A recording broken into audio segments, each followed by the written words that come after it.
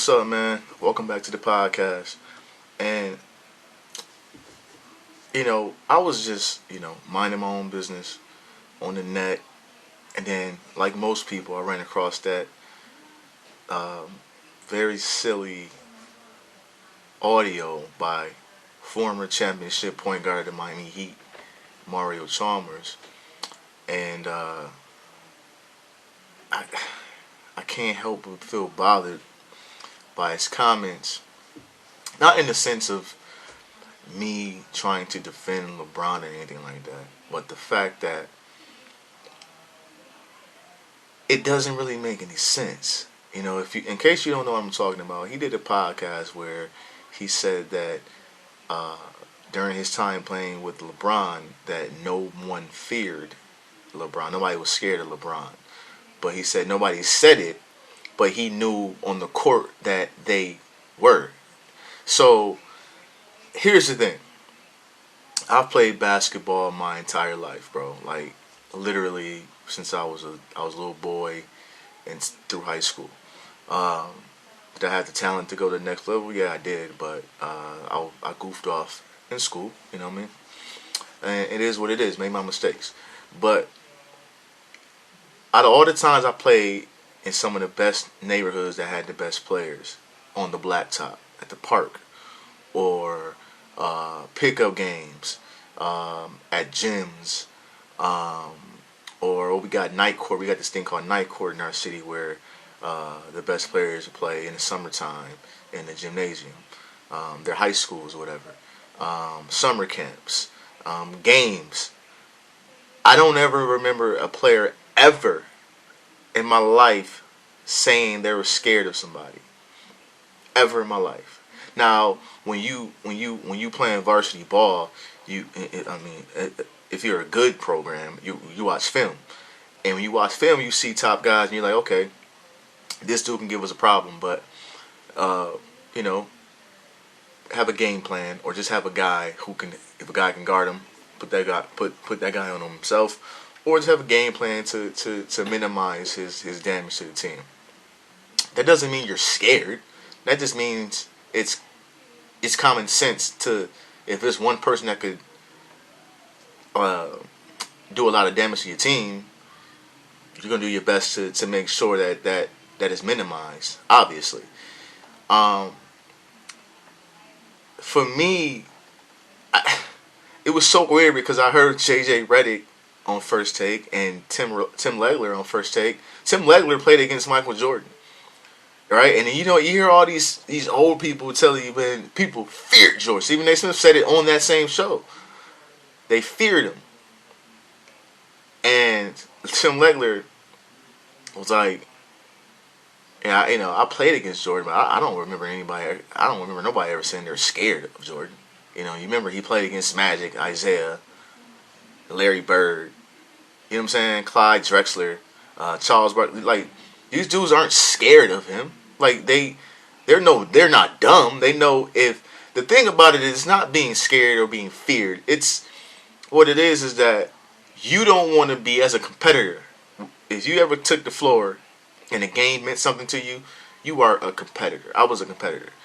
You don't want to be that dude that's playing against somebody that's as good as you'll ever see, and you get 60 or 70 put on you. You don't want to be that dude.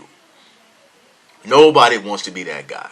You know what I'm saying? So it's not being scared. You're just, you don't want to be. You just don't want to let down the team and be that guy that's on Sports Center. Like Tim Legler said.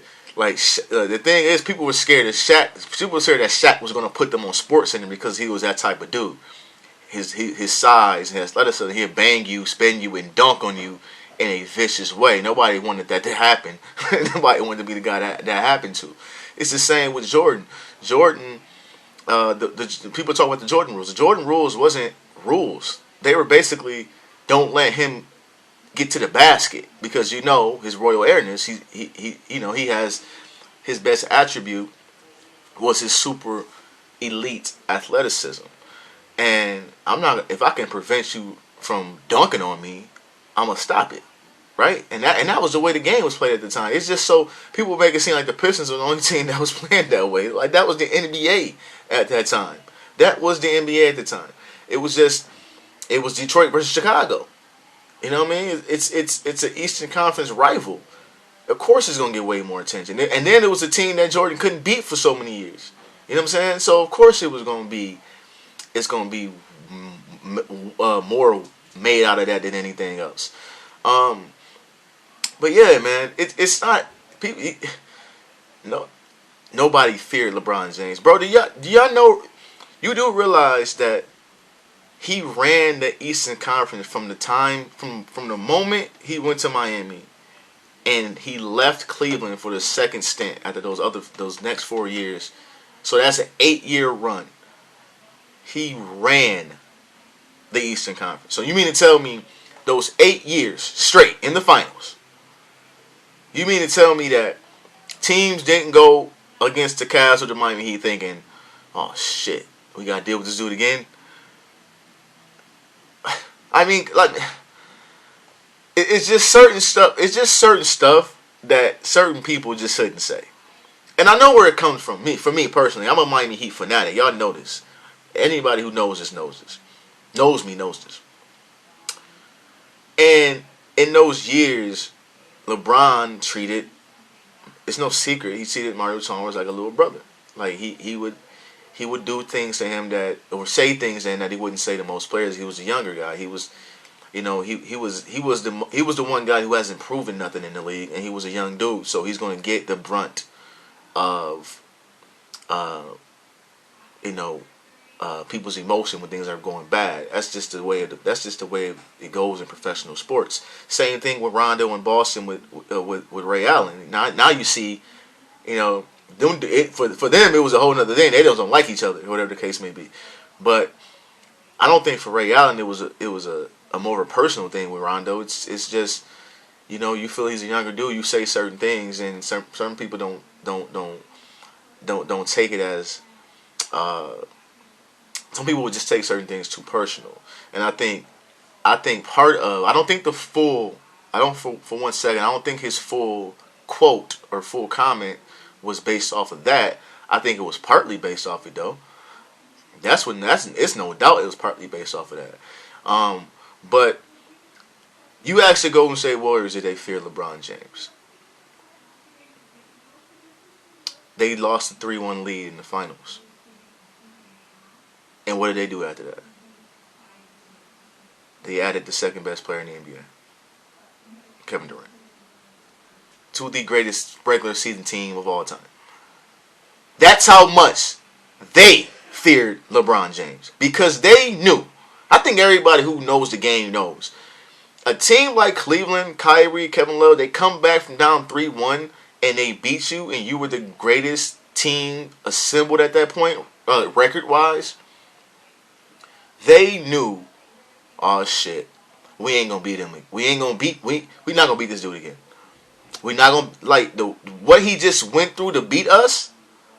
They figured it out. We not gonna beat this dude no more. There's something has to happen, and they went and got Kevin Durant. I'm not gonna get into the whole rant of I didn't like the shit. I was a huge Kevin Durant fan.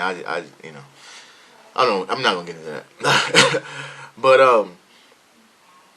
and then here's another thing Mario Chalmers said. In 2013, the Ray Allen shot to send the game to overtime against the Spurs, where they were about to lose the finals. Like the rope was being brought out, the championship the trophy was coming down the hallway. Like they were about to celebrate a championship, and then we all know LeBron missed the three. Chris Bosh got the rebound, gave it to Ray Allen. Ray Allen didn't even really look down to see where he's at. That's what shooters do. You know exactly where you're at on the floor.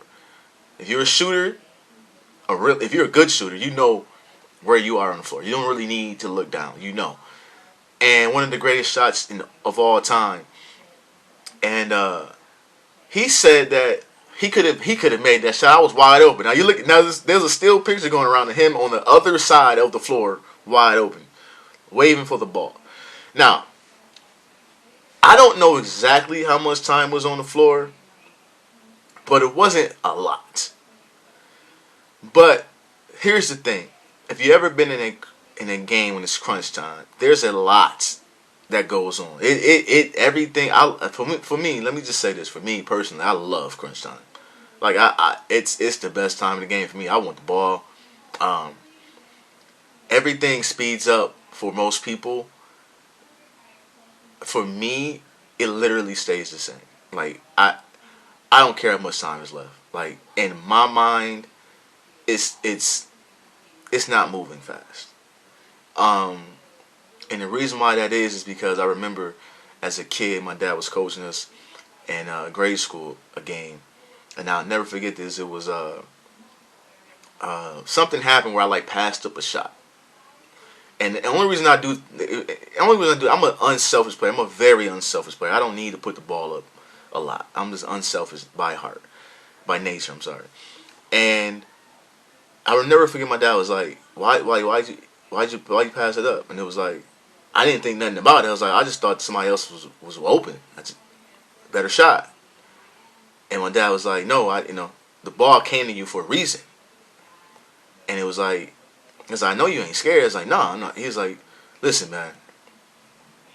He had our team in the locker room. He said, listen, y'all gotta understand something. All y'all gotta understand something. There's only two things that's gonna happen late game when the clock running out. When you got the ball. The reason why you shoot it, because only one or two things are gonna happen.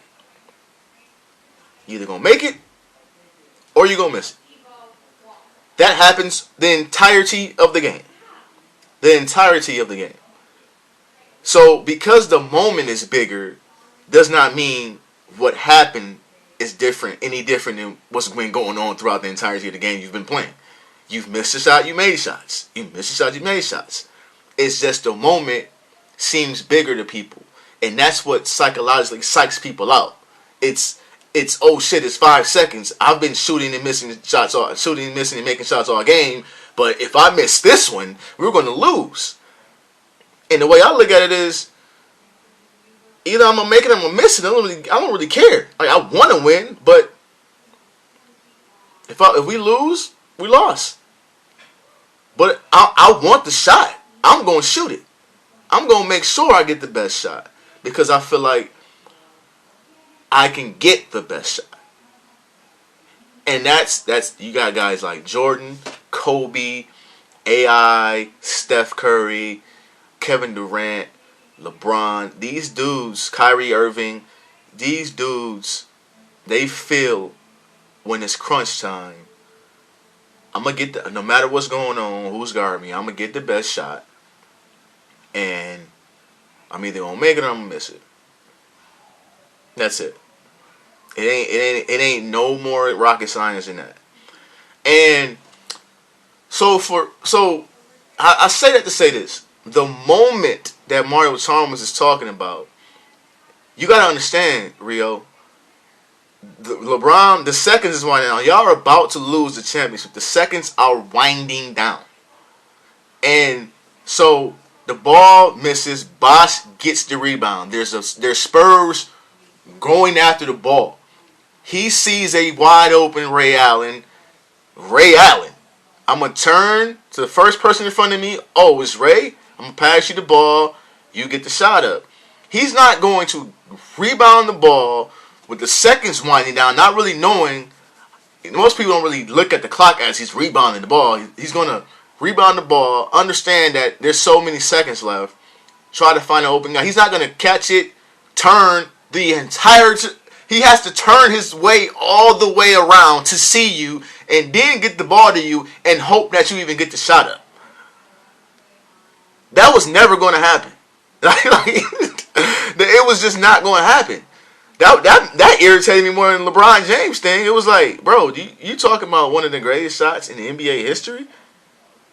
And it was Ray Allen of all people that made it? I was open. I would have hit it. I mean, we can all say that. Come on, man. I missed 1,000 shots in my life. I could have made them, though. Like, man, listen, man. Rio, man, I've always a fan of you, man. The shot you hit in the national championship against Memphis. made yourself a national champion. It was crazy.